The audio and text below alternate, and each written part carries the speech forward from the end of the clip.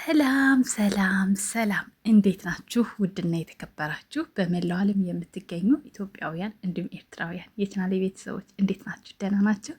ለመላው የክርስትና እምነት ተከታዮች በሙሉ እንኳን ለብርሃነ ትንሣኤው በሰላም አደረሳችሁ አደረሰን እያልኩኝ በዓሉ በያላችሁበት የሰላም የፍቅር የጤና የብልጽግና እንዲሆንላችሁ እየተመኘው በዓሉን በያላችሁበት ስታከብሩ ከተቸገረ ጋር ከተጎደጋ ካዘነጋ እንዲሆን በአክብሮት እየገለጽኩኝ እንግዲህ ትላላችሁ። በጣም በጣም በጣም በጣም ደስ ብሎኛል ብላችሁስ ለምን ደስ ያለሽ ምንድን ነው ሳምር ልትሉኝ ትችላላችሁ።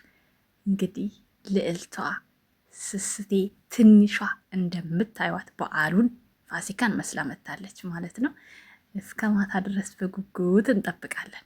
ሌላው ነገር ደግሞ ከፊት ላይ ያያችሁት ምን ያወዛውዛታል፣ ምን ያስጨፍራታል እንዳትሉ ጎረቤት ሀገሮች ምናምን ፍቅርዬ መኪና እየነዳች ነው። ሌላ መቼም እዛ ሰፈር መልካም የመቃጠል ዘመን እኛ ምንም ስናደርግ ደግሞ ገዝተውላት ነው በሉ አላችሁ።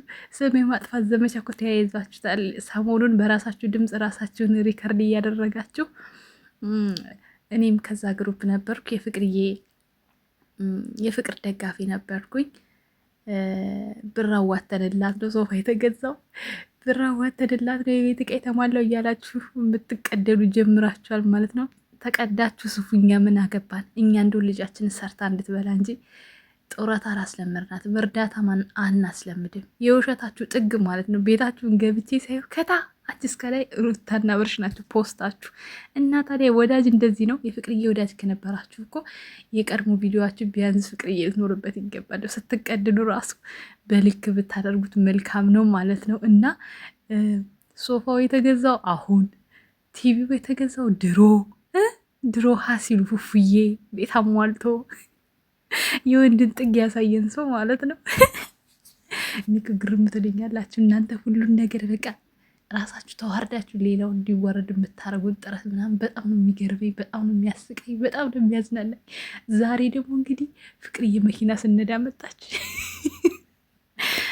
መኪናውን ደግሞ እነሱ ናቸው አዋቶ የገዛችሁት በሉ አሏችሁ። እኛ ይሁላችሁ ፍቅርዬ ሲጀምር ከኛ አትፈልግም። ምክንያቱም እኛ እህቶቿ ተለውጠን በሰዓቱ ሀገራችን ገብተን በዓልን ከቤተሰባችን ጋር እንደሷ ፍክት ድምቅ ብለን እንድንኖርላት ነው እንጂ የምትፈልገው የእኛን እየሰበሰበች የእኛን ኑሮ እያራቆተች ራሷን ማሳደግና ማፈመስ አትፈልግም።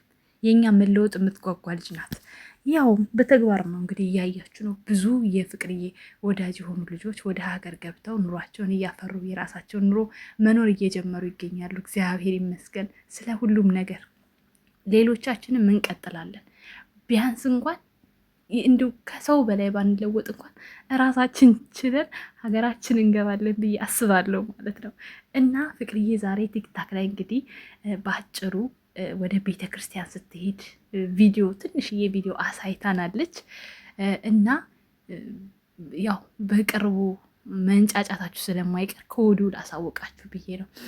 መኪናውን ገዙት እንንንን እያላችሁ እንደምትመጡ ስለተረዳሁ ነው። እና እንግዲህ አይዟችሁ፣ መልካም የመቃጠል ጊዜ። የእኛ ልጅ ስታረግም ለእግዚአብሔር እንጂ ለሰው ታየው ለሰው ታይታ አታደርግም።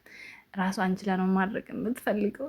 ለዛ ነው። እሺ ጎረቤት ሀገሮች መልካም የመቃጠል ሰዓት ይሁንላችሁ። ለማንኛውም ዛሬ እናንተ በትንሣኤው ቀን ክፉ አልናገርም ብዬ እኮ ነው የመጣሁት። ግን በቃ ሰሞኑን ያደረጋችሁት ነገር አላስችል ብሎኝ ነው ይችን ነገር የተነፈስኩት ማለት ነው። ዞረባችኋለሁ፣ ገና በቲክቶክ ምናምን እመጣላችኋለሁ፣ ችግር የለውም ማለት ነው።